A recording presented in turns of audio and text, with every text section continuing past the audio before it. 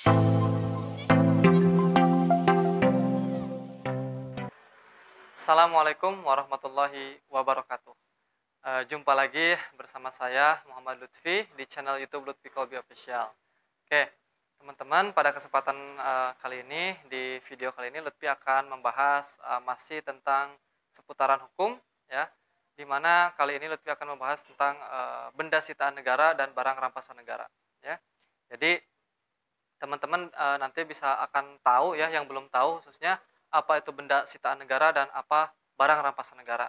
Yang pertama ada benda sitaan negara atau disingkat BASAN, ya.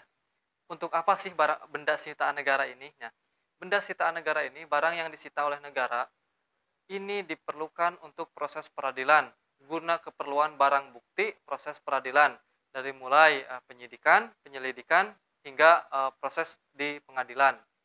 Nah, jadi barang sitaan negara itu diambil oleh negara untuk keperluan barang bukti mengenai suatu kasus atau perkara tertentu hingga ke pengadilan. Nah, yang kedua ada barang rampasan negara.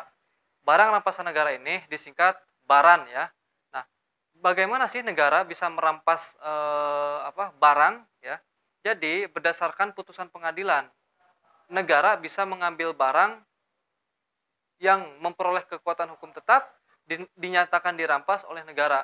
Jadi suatu barang tidak bisa dirampas negara, ya, secara tiba-tiba tanpa ada putusan pengadilan bahwa barang itu mempunyai kekuatan hukum tetap untuk dirampas atau diambil oleh negara. Nah, mengenai penyitaan barang, ya, penyitaan itu adalah salah satu upaya paksa, ya, dalam KUHP pasal 1 angka 16.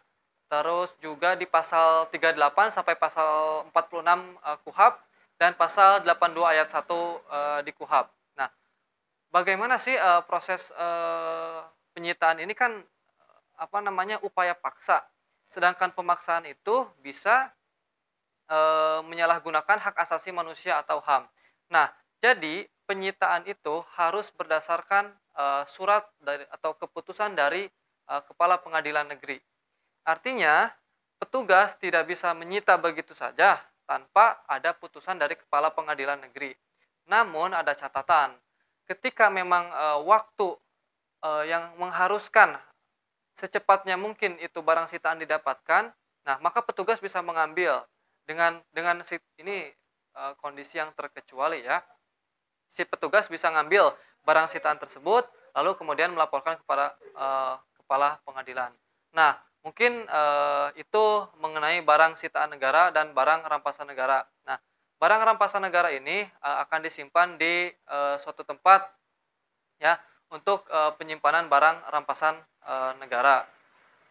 Jadi teman-teman harus bisa membedakan apa itu benda sitaan negara dan apa benda rampasan negara. Benda sitaan hanya digunakan untuk proses peradilan guna keperluan barang bukti.